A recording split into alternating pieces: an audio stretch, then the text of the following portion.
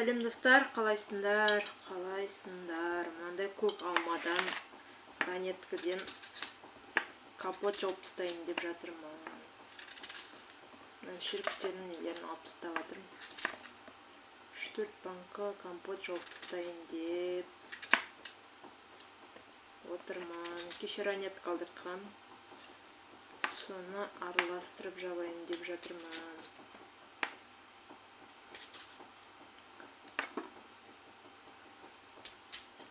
Каналыма тіркеліп кетіңіздер, қолдап жіберіңіздер. Менің салатындарым көп, көрсететіндерім көп, сондықтан маған тіркеліп алыңыздар, құрметті достар.